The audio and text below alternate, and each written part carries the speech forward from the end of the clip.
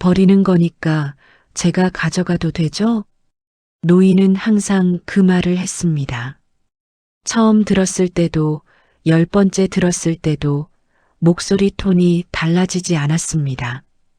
미안하다는 것도 당당하다는 것도 아닌 그 중간 어딘가에 있는 말투였습니다. 마치 오래전에 스스로와 합의를 끝낸 사람처럼 네, 가져가세요. 최민우는 카운터 뒤에서 짧게 대답하며 영수증 정리를 계속했습니다. 시선은 주지 않았습니다. 바쁜 척이기도 했고 실제로 바쁘기도 했습니다. 고맙소.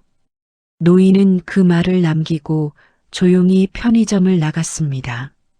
서울 외곽 큰 도로에서 2블록쯤 들어간 곳에 그 편의점이 있었습니다. 주변에 오래된 빌라들이 빽빽하게 들어서 있었고 골목 끝에는 작은 시장이 하나 있었습니다. 번화한 상권도 아니었고 유동인구가 많은 곳도 아니었습니다. 그래서 심야 시간대엔 손님이 거의 없었고 민우는 대부분의 야간을 혼자 보냈습니다. 민우가 이 편의점 점장을 맡은 지는 3년이 조금 넘었습니다.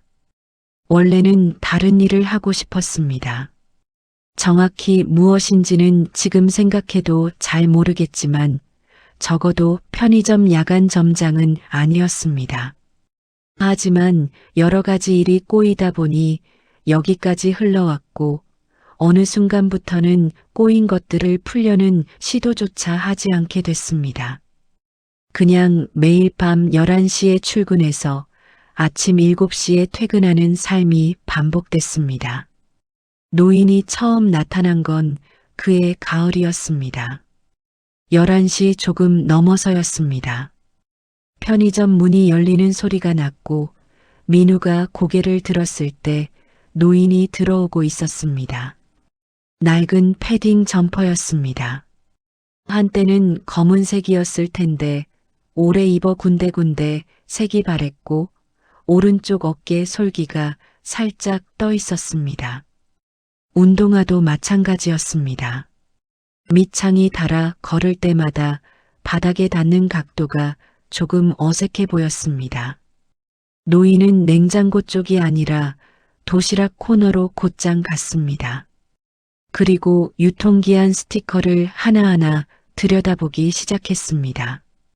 폐기 직전 상품, 즉 당일 폐기 예정이라 가격이 30% 내려간 것들을 찾는 것이었습니다. 스티커가 붙은 것들을 집었다 놓았다 하면서 결국 2개를 골라 카운터로 가져왔습니다. 그때 처음으로 그 말을 했습니다. 버리는 거니까 제가 가져가도 되죠. 민우는 그 말의 의미를 곱씹었습니다. 폐기 예정이라 가격이 내려간 것을 사는 것인데 굳이 버리는 거냐고 묻는 이유가 뭘까? 돈을 받으면서도 버리는 것이냐고 확인하는 노인의 심리가 무엇인지 처음엔 이해하기 어려웠습니다. 나중에야 알게 됐습니다. 노인은 사실 그 말을 스스로에게 하고 있었던 것입니다. 버려지는 것이니까 받아도 된다고, 누군가의 몫을 빼앗는 게 아니라고 그렇게 스스로를 설득하는 말이었습니다. 노인은 그 뒤로 매일 밤 11시에 나타났습니다. 요일도 틀리지 않았습니다. 날씨가 아무리 나빠도 빠지지 않았습니다. 비가 와도 바람이 새도 노인은 어김없이 편의점 문을 밀고 들어왔습니다. 항상 같은 패딩, 항상 같은 운동화, 항상 같은 말. 그런데 이상한 점이 하나 있었습니다. 노인은 절대 많이 가져가지 않았습니다. 도시락이 5개 폐기 예정이어도 노인은 2개 혹은 3개만 가져갔습니다. 마치 정해진 기준이 있는 것처럼. 더 가져가도 된다고 해도 손을 내저었습니다. 필요한 만큼만 가져가겠다는 것인지 아니면 다른 이유가 있는 것인지 알 수 없었습니다. 민우는 점점 그 노인이 신경 쓰이기 시작했습니다. 이름도 모르고 어디 사는지도 몰랐습니다. 말을 걸면 짧게 대답하고 금방 나가버렸습니다. 하지만 매일 밤 11시 그 노인이 들어오는 소리가 나면 민우는 자기도 모르게 시선이 그쪽으로 갔습니다. 도대체 저 도시락을 어디다 쓰는 걸까? 혼자 먹기엔 항상 2개 이상이었습니다. 그렇다고 누군가와 함께 사는 것처럼 보이지도 않았습니다. 노인의 행색에는 혼자라는 느낌이 배어 있었습니다. 오래 혼자였던 사람 특유의 말하지 않아도 느껴지는 그런 냄새. 그 궁금증이 풀리기까지는 그리 오래 걸리지 않았습니다. 겨울이 본격적으로 시작되던 무렵이었습니다. 그날 밤은 유난히 바람이 매섭게 불었습니다. 편의점 자동문이 손님이 들어올 때마다 찬바람을 실어들였고 민우는 카운터 뒤에서 2 손을 비비며 근무를 하고 있었습니다. 손님이 거의 없는 밤이었습니다. 11시 3분 노인이 들어왔습니다. 그날따라 도시락 폐기 예정 물량이 많았습니다. 참치마요, 불고기, 비빔밥 도시락에 샌드위치 2개까지 폐기 스티커가 붙어 있었습니다. 노인은 평소처럼 하나하나 살펴보다가 오늘은 조금 더 오래 고민하는 것 같았습니다. 그러다가 4개를 골랐습니다. 평소보다 많은 양이었습니다. 민우가 계산을 하면서 자연스럽게 물었습니다. 오늘은 많이 가져가시네요. 노인은 잠깐 멈칫했습니다. 그러다 짧게 대답했습니다. 오늘 바람이 세서요. 그게 무슨 뜻인지 민우는 그 순간 이해하지 못했습니다. 노인은 계산을 마치고 편의점을 나갔습니다. 민우는 다시 카운터 정리를 하다가 문득 뭔가 이상하다는 생각이 들었습니다. 편의점 뒤쪽 골목에 CCTV가 하나 있었는데 모니터 화면을 보다가 노인의 모습이 눈에 들어왔습니다. 노인은 편의점 바로 뒤 골목으로 들어가 있었습니다. 거기서 멈춰서서 무언가를 하고 있었습니다. CCTV 화질이 좋지 않아 자세히 보이지 않았지만 봉투 안의 것을 꺼내 다시 나누는 것 같았습니다. 그리고 주변에 뭔가가 있었습니다. 종이 상자 같은 것들. 민우는 잠깐 고민하다가 카운터를 벗어났습니다. 뒷문을 열고 골목으로 나가니 차가운 바람이 얼굴을 때렸습니다. 골목은 어두웠고 가로등 하나가 깜빡이고 있었습니다. 그 빛 아래서 노인이 쪼그리고 앉아 있었습니다. 민우는 걸음을 멈췄습니다. 노인 앞에 종이 상자 3개가 놓여 있었습니다. 상자마다 담요가 깔려 있었고 그 위에 음식들이 조금씩 올려져 있었습니다. 노인이 방금 사온 도시락들을 조심스럽게 나누어 상자 위에 올려놓고 있었습니다. 그리고 혼잣말처럼 중얼거렸습니다. 오늘은 따뜻한 게 많네. 목소리가 낮고 조용했습니다. 누군가에게 하는 말이 아니었습니다. 그냥 스스로 확인하듯, 다행이라는 듯, 그렇게 내뱉는 말이었습니다. 민우는 그 자리에서 아무 말도 하지 못했습니다. 상자들이 무엇을 위한 것인지 직감적으로 알 수 있었습니다. 이 골목 어딘가에 사람들이 있다는 것을, 노인이 그 사람들을 위해 음식을 나누고 있다는 것을. 찬바람이 골목을 지나갔습니다. 노인은 민우가 뒤에 서 있다는 것을 모르는 것 같았습니다. 상자 위에 도시락을 하나씩 올려놓고 뚜껑이 흘러내리지 않도록 조심스럽게 눌러두고 담요 끝을 여며주었습니다.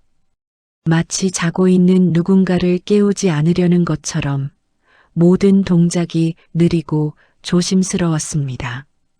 민우는 소리 없이 뒷문으로 돌아왔습니다. 카운터에 앉아서도 한동안 그 장면이 머릿속에서 떠나지 않았습니다. 오늘 바람이 세서요 라고 했던 노인의 말이 이제야 이해됐습니다. 바람이 세면 더 춥고 더 추우면 더 많은 것이 필요하다는 뜻이었습니다. 그래서 오늘은 평소보다 많이 가져간 것이었습니다. 노인은 자기 몫을 가져간 게 아니었습니다. 그 생각이 들자 가슴 안에서 무언가가 조용히 흔들렸습니다. 며칠 뒤 민우는 결심했습니다. 제대로 확인하고 싶었습니다. 골목 뒤 상자가 전부인지 아니면 그것 말고도 더 있는지, 노인이 도시락을 가지고 어디까지 가는지, 그냥 넘어가기에는 마음속에 남은 것이 너무 많았습니다. 그날 밤 민우는 편의점 야간 업무를 아르바이트생에게 잠깐 맡기고 노인의 뒤를 따랐습니다. 노인은 골목에서 음식을 나눈 뒤 나머지를 들고 큰 도로 쪽으로 걸어갔습니다. 걸음이 느렸습니다. 짐이 무거워 보였지만 내색하지 않았습니다. 민우는 거리를 두고 뒤따랐습니다. 들키면 안 된다는 생각보다는 노인의 걸음이 끊기지 않도록 방해하고 싶지 않다는 마음이 앞섰습니다. 큰 도로를 건너고 한 블록을 더 걸어가자 지하철역이 나왔습니다. 역 입구 옆으로 지하보도가 이어져 있었습니다.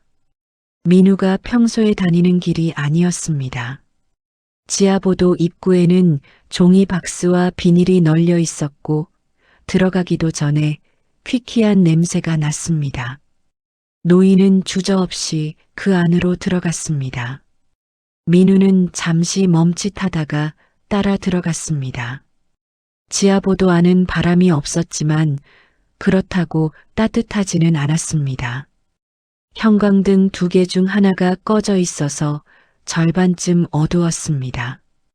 양쪽 벽을 따라 박스를 깔고 누워있는 사람들이 보였습니다. 몇 명은 잠들어 있었고 몇 명은 깨어 있었습니다.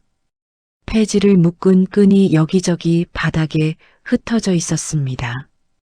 노인이 들어서자 깨어있던 사람들이 몸을 일으켰습니다. 반가운 것도 놀라는 것도 아닌 눈빛이었습니다. 그냥 알고 있었다는 눈빛이었습니다. 이 시간에 이 사람이 온다는 것을. 노인은 가져온 봉투를 바닥에 내려놓고 하나씩 꺼내기 시작했습니다. 도시락, 샌드위치, 그리고 주머니 속에서 따로 챙겨온 핫팩까지 하나하나 건네면서 이름을 불렀습니다.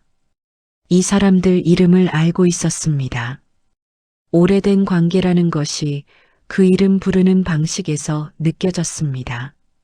민우는 지하보도 입구에 서서 그 광경을 바라봤습니다. 그런데 한 가지가 더 눈에 들어왔습니다. 노인 손에 아직 도시락이 하나 남아 있었습니다. 노인은 다른 사람들에게 먼저 다 나눠주고 나서야 마지막으로 남은 그것을 자신을 위해 꺼냈습니다. 가장 구석진 벽 쪽에 앉아 뚜껑을 열었습니다. 그 순간 민우는 가슴 한쪽이 세게 눌리는 느낌을 받았습니다. 이 노인은 항상 마지막이었습니다. 자기 몫은 항상 제일 나중이었습니다. 편의점에서 가져가는 양이 정해져 있었던 것도 그 이유가 있었습니다.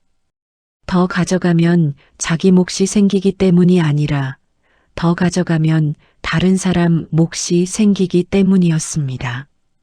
그래서 꼭 필요한 만큼만, 딱 그만큼만 가져간 것이었습니다. 민우는 말없이 지하보도를 빠져나왔습니다. 찬바람이 다시 얼굴을 때렸습니다. 편의점으로 돌아가는 길이 왠지 멀게 느껴졌습니다. 머릿속이 복잡했고 가슴속은 더 복잡했습니다. 저 노인은 도대체 어떤 사람일까? 그리고 왜 이 일을 혼자 하고 있는 걸까? 며칠을 망설인 끝에 민우는 말을 걸기로 했습니다.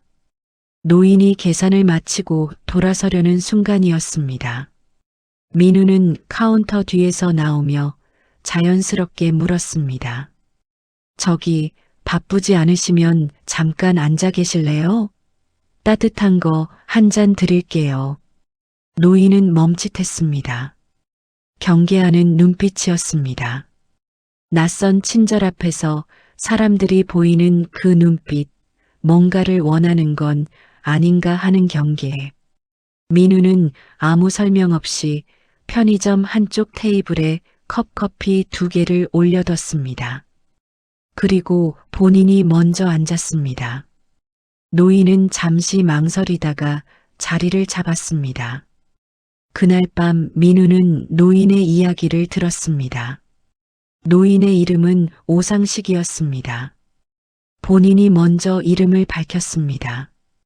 이름을 말하는 방식이 오래전에 이미 그 이름에 대한 애착 같은 것을 잃어버린 사람처럼 담담했습니다. 상식은 젊은 시절 서울 안쪽에서 작은 식당을 했습니다. 규모는 작았지만 단골이 많았고 아내와 둘이서 꾸려가는 살림이 팍팍하지는 않았습니다. 아들도 있었습니다. 셋이서 좁은 집에 살면서도 부족하다는 생각을 잘하지 않았습니다. 그 시절이 상식에게는 일생에서 가장 온전한 시간이었습니다. 무너진 건 IMF 이후였습니다. 식당 손님이 반 이하로 줄었고 임대료는 그대로였습니다. 버티려고 대출을 받았는데 그게 빚을 불렸습니다. 결국 식당 문을 닫아야 했고 집도 정리해야 했습니다. 그 직후 아내가 쓰러졌습니다. 오래된 지병이 악화된 것이었습니다. 병원비가 빚 위에 더해졌습니다. 상식은 닥치는 대로 일했습니다. 건설 현장, 주차장 관리, 청소 용역. 몸이 버텨주는 한 쉬지 않았습니다. 하지만 아내의 병은 좋아지지 않았고 몇 년을 버티다가 결국 세상을 떠났습니다. 아내가 떠난 뒤 아들과 사이가 벌어졌습니다. 돈 때문이었습니다. 아들이 결혼을 앞두고 전세 자금이 필요했는데 상식에게는 줄 것이 없었습니다. 그것이 시작이었습니다. 말이 쌓이고 감정이 쌓이다가 어느 날을 기점으로 연락이 끊겼습니다. 상식이 먼저 끊은 것인지 아들이 먼저 끊은 것인지 지금은 그것도 잘 모르겠다고 했습니다. 그 이후로 상식은 혼자였습니다. 혼자 지내면서 처음엔 그냥 하루하루 버텼습니다. 그런데 어느 날 길을 걷다가 지하보도에서 잠든 사람을 봤습니다. 자기보다 더 나이 든 노인이었습니다. 그냥 지나치려다 멈췄습니다. 주머니에 있던 것을 꺼내 곁에 두고 왔습니다. 그것이 시작이었다고 했습니다. 딱히 대단한 이유가 있었던 게 아니었습니다. 그냥 지나칠 수가 없었습니다. 자기도 비슷한 상황에 있었기 때문인지 아니면 식당을 하던 시절 밥 한 끼가 사람한테 얼마나 중요한지를 몸으로 알고 있기 때문인지 상식 본인도 정확히는 모르겠다고 했습니다. 민우는 그 이야기를 들으면서 내내 말이 없었습니다. 컵커피가 다 식도록 손을 대지 않았습니다. 노인의 이야기가 어딘가에 걸리는 느낌이 들었기 때문입니다. 어디서 걸리는지는 그 자리에서 바로 알아채지 못했습니다. 나중에 혼자 생각하다가 알았습니다. 상식 이야기가 자기 이야기처럼 들렸기 때문이었습니다. 노인의 이야기를 들은 날 밤 민우는 퇴근 후 잠들지 못했습니다. 천장을 바라보다가 오래 생각하지 않으려던 것들이 올라오기 시작했습니다. 억누르면 더 선명해지는 그런 생각들이었습니다. 아버지 생각이 났습니다. 민우의 아버지는 민우가 25살 때 큰 사업 실패를 했습니다. 규모가 크지는 않았지만 주변 사람들에게 보증을 섰다가 연쇄적으로 무너진 것이었습니다. 민우는 그때 모아둔 돈이 조금 있었습니다. 아버지가 그것을 빌려달라고 했습니다. 민우는 거절했습니다. 줄 수 없는 사정이 있었습니다. 그 돈이 자신에게 꼭 필요한 시기였고 빌려줬다가 못 돌려받으면 자신도 무너진다는 것을 알고 있었습니다. 냉정한 판단이었습니다.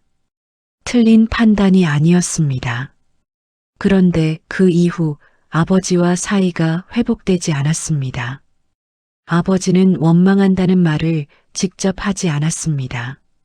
하지만 이후 만남에서 무언가가 달라졌습니다. 말이 줄고 눈을 잘 마주치지 않았습니다. 민우도 그게 불편해서 연락을 덜 하게 됐고 아버지도 먼저 연락하지 않게 됐습니다.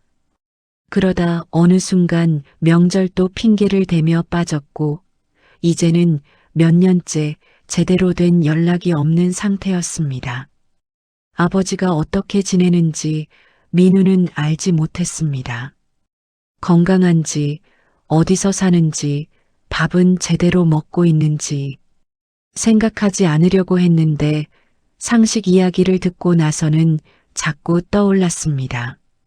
아들과 연락이 끊겼다는 상식의 말이 민우에게는 다른 방향으로 꽂혔습니다.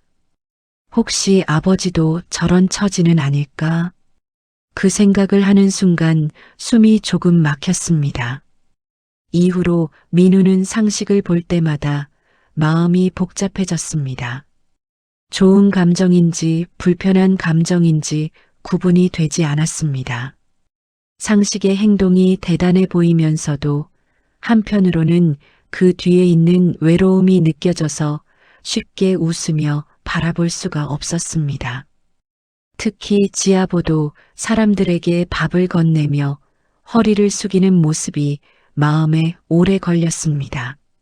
상식은 그 사람들한테 허리를 먼저 숙였습니다. 밥을 주는 쪽이 아랫사람처럼 굴었습니다. 받는 사람이 미안해하지 않도록 눈을 마주치고 이름을 부르고 오늘 날씨 어땠냐고 물었습니다. 그게 민우한테는 낯선 장면이었습니다. 베푸는 사람이 낮아지는 모습을 본 적이 별로 없었기 때문입니다. 대부분은 주는 쪽이 더 높은 자리에 있었습니다. 그런데 상식은 달랐습니다. 그 다름이 자꾸 민우 마음속 어딘가를 건드렸습니다. 왜 저렇게 하는 걸까? 그 대답을 알고 싶은 건지 알고 싶지 않은 건지 민우 자신도 몰랐습니다. 어느 날 민우는 폐기 처리 시간을 조금 늦추기로 했습니다. 특별한 결정이 아닌 것처럼 스스로에게 말했습니다. 그냥 오늘 바빠서 늦어진 것이라고. 하지만 사실은 달랐습니다. 노인이 가져가는 도시락이 조금이라도 따뜻한 상태였으면 해서였습니다. 폐기 시간을 당기면 이미 식어버린 것들이 되고 늦추면 아직 온기가 남아있는 것들이 됐습니다. 작은 차이였지만 민우에게는 의미 있는 선택이었습니다.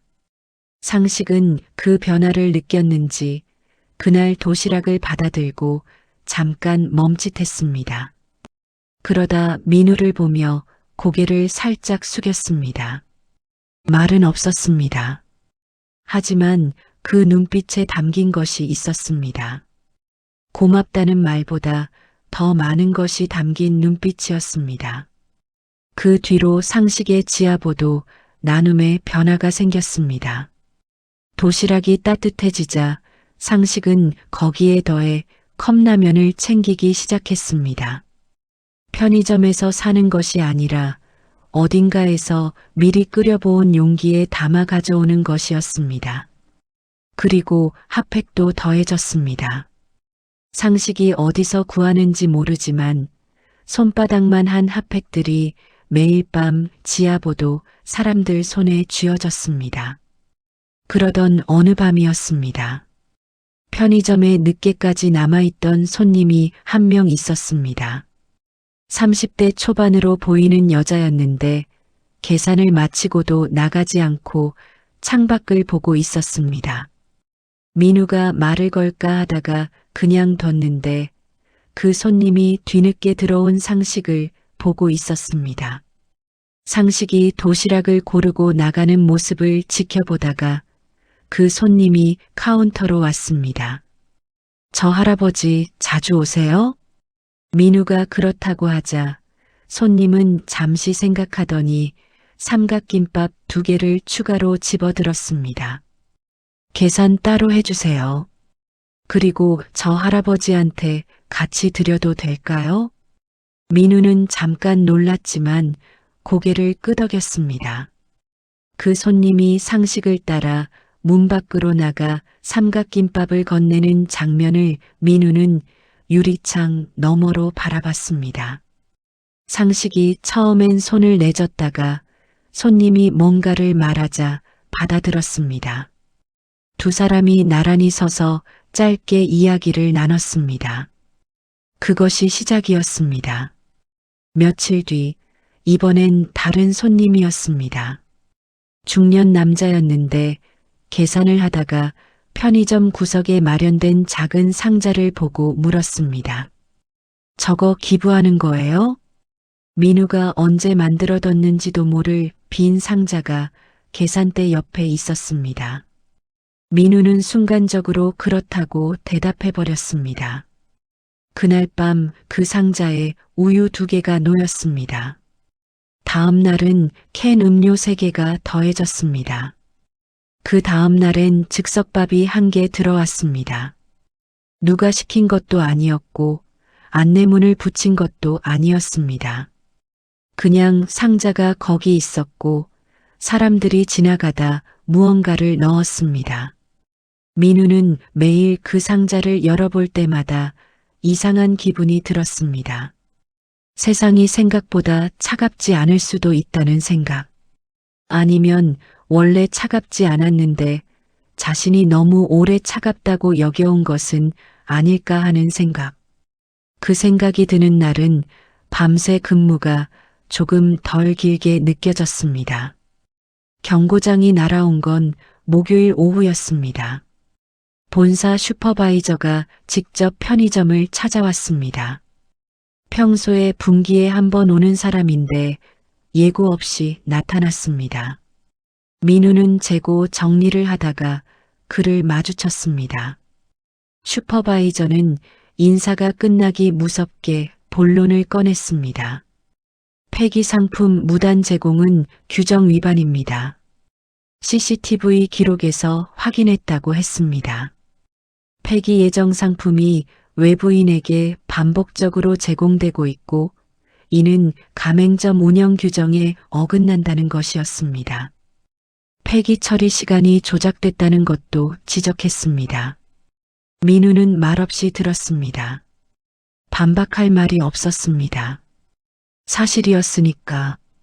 하지만 억울한 것도 사실이었습니다. 버려질 음식이 필요한 사람에게 가는 것이 왜 규정 위반인지, 그게 누구에게 어떤 피해를 주는 것인지 납득이 되지 않았습니다.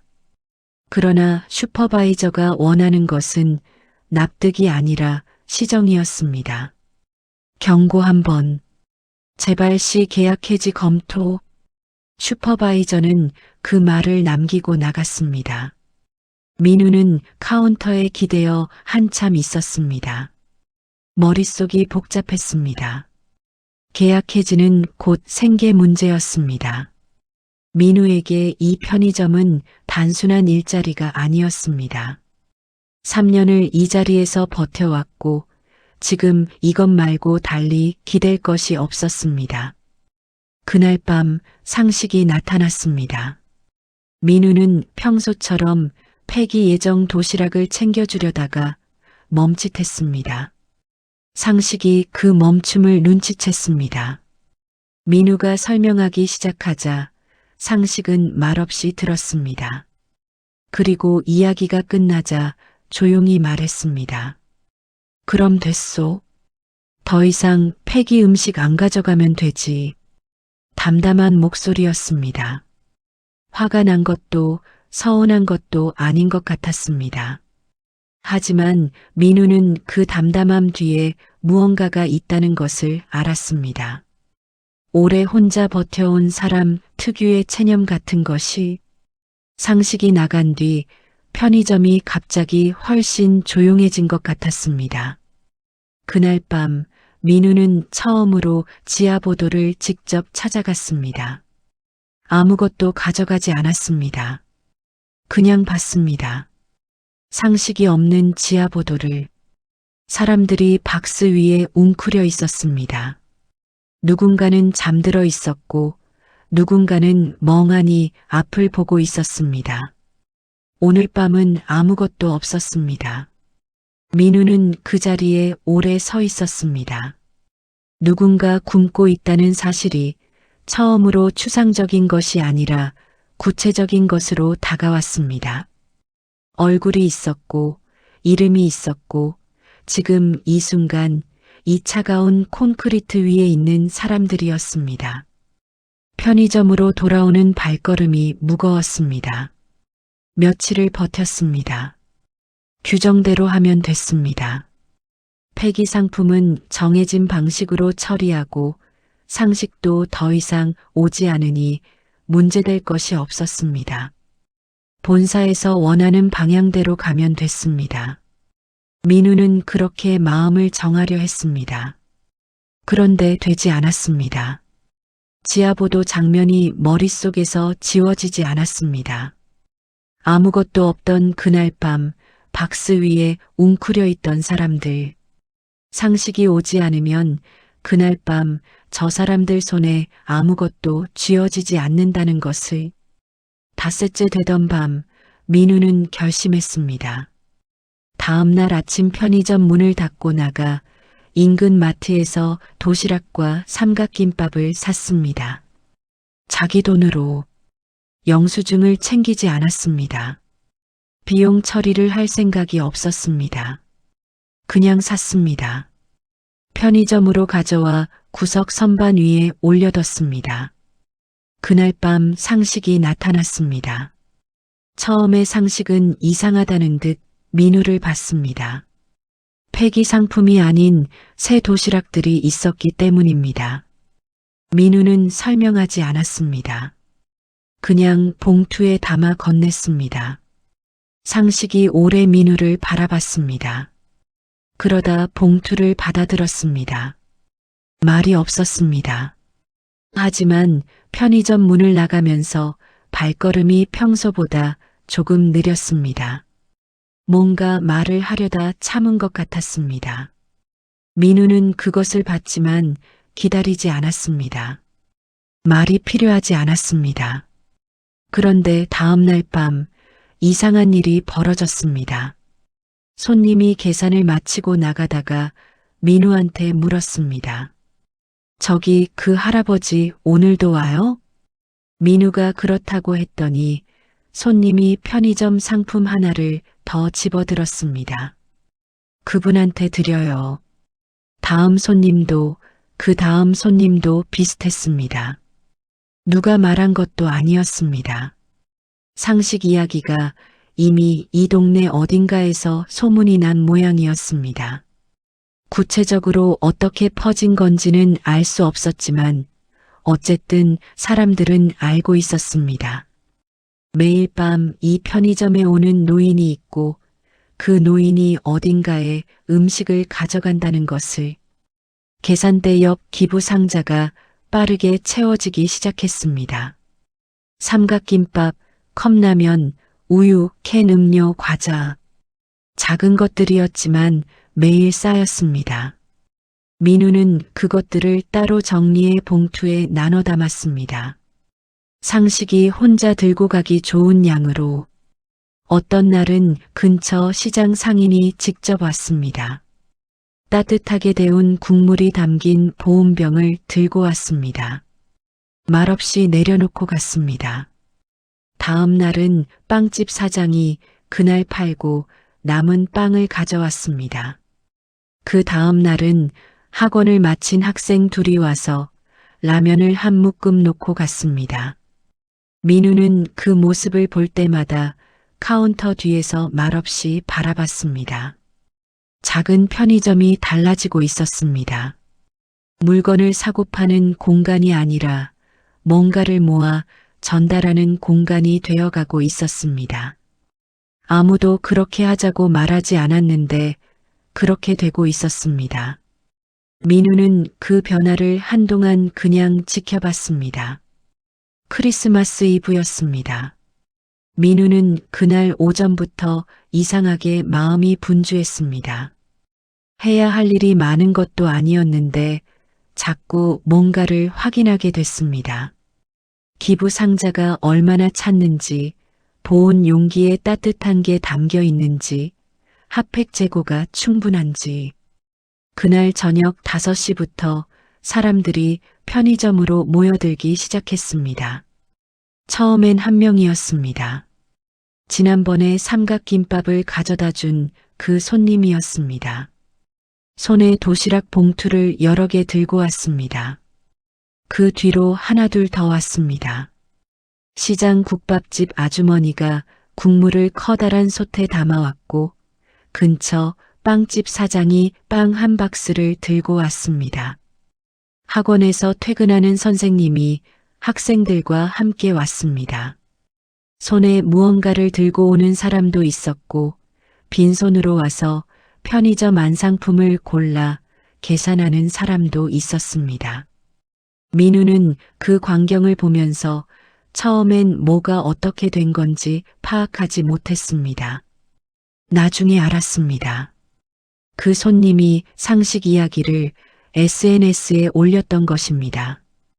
길게 쓴 것도 아니었습니다. 사진 한 장 없이 짧은 글 하나였습니다. 매일 밤 편의점에 오는 노인 이야기, 그 노인이 폐기 도시락을 들고 지하보도 사람들을 먹이는 이야기. 그 글이 조용히 퍼져나간 것이었습니다. 11시가 됐습니다. 상식이 나타났습니다. 문을 열고 들어서다가 편의점 안을 가득 채운 사람들을 보고 멈췄습니다. 무슨 상황인지 파악이 안 되는 표정이었습니다. 눈이 이리저리 움직였습니다. 낯선 얼굴들, 음식들, 따뜻한 것들이 가득한 공간. 민우가 카운터에서 나왔습니다. 그리고 상식 앞에 서서 조용히 말했습니다. 이번엔 혼자 나르지 마세요. 상식은 그 말을 듣고 한동안 아무 말도 하지 않았습니다. 입술을 꽉 다물었습니다. 눈을 아래로 내리깔았습니다. 어깨가 조금 올라갔다가 내려왔습니다. 참으려는 것이 보였습니다. 이 나이에 이 자리에서 이런 모습을 보이고 싶지 않다는 자존심 같은 것이 느껴졌습니다. 하지만 결국 참지 못했습니다. 상식의 눈에서 눈물이 흘렀습니다. 소리는 없었습니다. 그냥 조용히 주름진 뺨을 따라 흘러내렸습니다. 한번 흐르고 나자 멈추지 않았습니다. 그 모습을 보던 사람들 사이에서도 소리가 죽었습니다. 국밥집 아주머니가 눈가를 손등으로 눌렀습니다. 빵집 사장은 고개를 살짝 돌렸습니다. 학생 하나는 입술을 깨물었습니다. 민우는 카운터를 잡고 서서 시선을 고정했습니다. 눈물이 나올 것 같았지만 꾹 눌렀습니다. 아무도 말을 하지 않았습니다. 그 침묵이 어색하지 않았습니다. 오히려 그 침묵 안에 무언가 가득 차 있는 것 같았습니다. 말로 하면 오히려 줄어들 것 같은 것들이. 한참 뒤 상식이 소매로 눈가를 닦았습니다. 그리고 고개를 들었습니다. 눈이 빨갰지만 표정은 다시 단단해져 있었습니다. 상식은 앞에 쌓인 음식들을 천천히 둘러보다가 민우를 봤습니다. 말이 없었습니다. 그냥 봤습니다. 민우도 말하지 않았습니다. 그냥 고개를 끄덕였습니다. 그날 밤 여러 명이 함께 지하보도로 향했습니다. 처음으로 상식이 혼자 걷지 않는 길이었습니다. 양손에 짐을 나눠든 사람들이 그 뒤를 따랐습니다. 민우도 처음으로 그 길을 함께 걸었습니다. 지하보도에 들어섰을 때 거기 있던 사람들이 눈을 비비며 몸을 일으켰습니다. 평소와 달랐습니다. 음식의 양도, 따뜻함의 정도도, 사람의 수도, 상식이 평소처럼 이름을 부르며 하나씩 건넸습니다. 이번엔 민우도 옆에서 봉투를 열고 음식을 꺼냈습니다. 처음 해보는 일이었습니다. 서툴렀습니다. 하지만 이상하게 손이 떨리지 않았습니다. 그날 밤 지하보도는 조금 달랐습니다. 음식 냄새가 났고 사람 온기가 있었고 아주 짧게나마 웃음소리도 있었습니다. 민우는 돌아오는 길에 하늘을 올려다봤습니다. 크리스마스 이브 밤하늘에 별이 보였습니다. 오래 본 것 같은데 처음 보는 것 같기도 했습니다. 새해가 지나고 한 달쯤 됐을 때 편의점 앞에 작은 냉장고가 하나 생겼습니다. 민우가 중고 거래 앱에서 구한 것이었습니다. 상태가 나쁘지 않았고 값도 저렴했습니다. 편의점 입구 옆 외벽에 붙여두었습니다. 방수 처리를 하고 작은 조명을 달고 문을 열면 바로 꺼낼 수 있도록 음식들을 정리해 두었습니다. 냉장고 문에는 코팅된 종이 한 장이 붙었습니다. 누구나 넣고 누구나 가져갈 수 있습니다. 그게 전부였습니다. 처음 며칠은 어떻게 될지 몰랐습니다. 그냥 비어 있을 수도 있었고 한꺼번에 다 없어질 수도 있었습니다. 그런데 이상하게도 냉장고는 항상 적당히 채워져 있었습니다. 누군가 가져가면 누군가 넣었습니다. 가져가는 사람도 있었고 가득 채우고 가는 사람도 있었습니다. 아무도 과하게 가져가지 않았습니다. 그 냉장고 위에 나중에 문구 하나가 더 붙었습니다. 손으로 쓴 글씨였습니다. 누가 붙였는지 민우도 몰랐습니다. 어느 날 아침 출근해 보니 붙어 있었습니다. 오늘 하루도 버텨낸 당신께. 민우는 그 글씨를 보고 한참 있었습니다. 떼어낼 생각은 없었습니다. 코팅을 해서 더 오래 두어야겠다는 생각이 먼저 들었습니다. 비가 와도 번지지 않도록. 상식은 여전히 밤마다 편의점에 들렀습니다. 달라진 점이 있다면 혼자가 아니라는 것이었습니다. 요일마다 다른 사람이 함께 했습니다. 월요일엔 국밥집 아주머니가 함께 걸었고 수요일엔 편의점 단골 손님 2명이 함께 나왔습니다. 금요일엔 민우가 직접 가게를 아르바이트생에게 맡기고 따라 나섰습니다. 지하보도 사람들도 달라졌습니다. 처음에 상식을 볼 때의 눈빛, 체념과 감사가 뒤섞인 그 눈빛이 조금씩 바뀌고 있었습니다. 오늘은 누가 오나, 오늘은 뭘 가져왔나 기대하는 눈빛이 생겼습니다. 상식의 이름을 부르는 사람도 생겼습니다. 오상식 씨가 아니라 그냥 상식이 씨 혹은 할아버지라고. 민우는 어느 날 상식 옆에서 같이 걸으며 물었습니다. 언제부터 이 일을 했냐고. 상식은 걸음을 늦추지 않은 채 대답했습니다. 아내가 떠난 뒤부터라고 했습니다. 집에 있으면 너무 조용해서 뭔가를 하지 않으면 스스로가 사라질 것 같았다고. 그래서 나왔고 걷다 보니 여기까지 왔다고 했습니다. 민우는 그 말을 들으며 아버지 생각이 났습니다. 그날 집에 돌아와 오래된 휴대폰 연락처를 열었습니다. 아버지 번호가 여전히 저장되어 있었습니다. 지우지 않은 것인지 지우려다 그냥 둔 것인지 모를 번호였습니다. 민우는 한참 동안 그 번호를 바라봤습니다. 전화기 화면이 꺼지고 다시 켜졌습니다. 민우는 다시 번호를 열었습니다. 그리고 이번엔 통화 버튼을 눌렀습니다. 신호가 갔습니다. 한 번, 두 번, 세 번, 그리고 연결됐습니다. 민우는 아무 말도 준비하지 않았습니다. 뭘 말해야 할지 몰랐습니다. 하지만 연결이 된 순간 그냥 말이 나왔습니다. 아버지, 저예요. 수화기 저편에서 한참 침묵이 흘렀습니다. 그러다 낮고 낡은 목소리가 들렸습니다. 세월이 담긴 목소리였습니다. 그래. 그게 전부였습니다. 두 글자였습니다. 하지만 민우는 그 두 글자 안에서 많은 것을 들었습니다. 기다렸다는 것, 원망보다 반가움이 앞선다는 것, 그리고 아직 연결되어 있다는 것. 민우는 눈이 뜨거워지는 것을 느끼며 창밖을 봤습니다. 편의점 불빛이 골목을 밝히고 있었습니다. 냉장고 위 작은 조명도 켜져 있었습니다. 누군가 오늘 밤도 그 앞에 서겠지 라는 생각이 들었습니다. 가져갈 것을 가져가고 넣을 것을 넣고 아무 말 없이 그냥 지나가겠지. 그것으로 충분했습니다.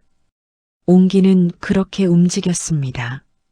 한 사람에게서 다음 사람에게로 말이 아니라 손에서 손으로, 밤에서 밤으로 끊어진 것 같던 것들이 어느 순간 다시 이어지고 사라진 것 같던 것들이 다시 세상에 돌아오는 방식으로 상식이 건넨 차가운 밤의 따뜻한 한 끼가 그렇게 조용히 세상을 바꾸고 있었습니다. 구독과 좋아요를 눌러주시면 이야기를 만드는 제게 정말 큰 힘이 됩니다. 시청해주셔서 감사합니다.